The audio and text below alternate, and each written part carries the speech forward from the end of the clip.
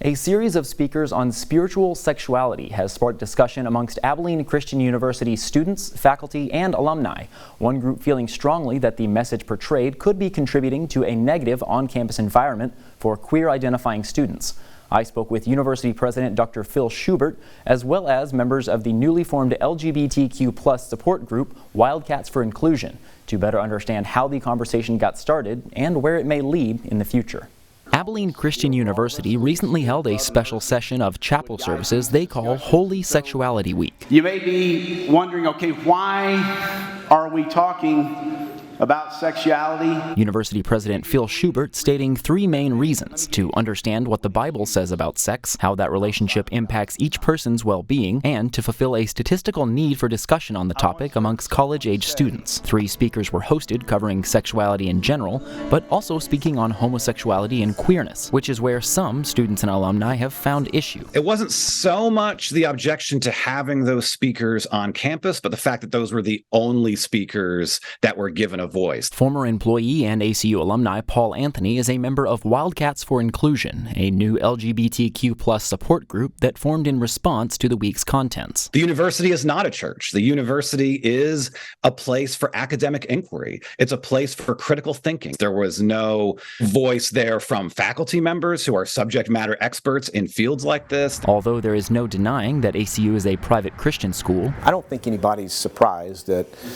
our teaching and leadership is going to be grounded in biblical interpretation. And Dr. Schubert has stated the university would not stray from this belief, but also asserts that each student should be made to feel welcome and safe. Absolutely, we have their back, and so we remain steadfast and completely committed to ensuring that ACU is a safe environment where everyone is accepted. And while many students have been drawn in by this accepting narrative, some, like freshman Brinkley Zielinski, say events like this one don't align with that promise. Holy Sexuality Week was framed as a conversation, even though they did not have any opposing views. It was more of why being gay is bad. During the presentations, one speaker compared queerness to mental illness, even stating that homosexuality is the opposite of holiness, assertions that she feels have contributed to an existing anti-queer sentiment around campus. I overheard in the cafeteria that, jokingly, the gays are infesting ACU. Then Holy Sexuality Week started, and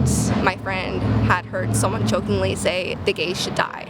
When questioned about instances like these, Dr. Schubert made clear their stance. We have an absolute zero tolerance policy for any level of bullying activity or behavior or anything that causes someone to feel unsafe on our campus. Though the Wildcats for Inclusion feel the message coming from the stage could be contributing to the hate. The university can say and do all of the right things on an individual basis to try to prevent or cut off bullying when it happens. But if ultimately they're not taking steps to change the atmosphere of the campus itself, events like Holy Sexuality Week just make that problem worse. The ACU guidance on same-sex relationships states in part, "We condemn language and behaviors that communicate disrespect toward any member of the ACU community." But with a lack of opposition in visible areas, many students feel not enough is being done to live up to that statement. But I find it very wishy-washy. I find it very kind of deceitful. If you're going to be homophobic, flat out say it. Own it. But for many, like Zielinski, who are queer and Christian, ACU is still home, which is why she is one of over 2,500 that signed an open letter to the president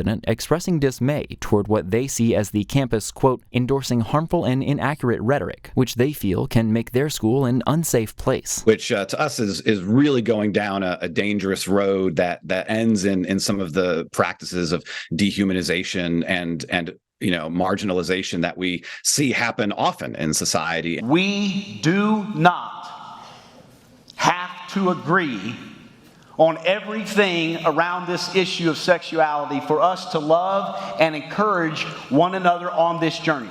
For BigCountryHomepage.com, I'm Noah McKinney.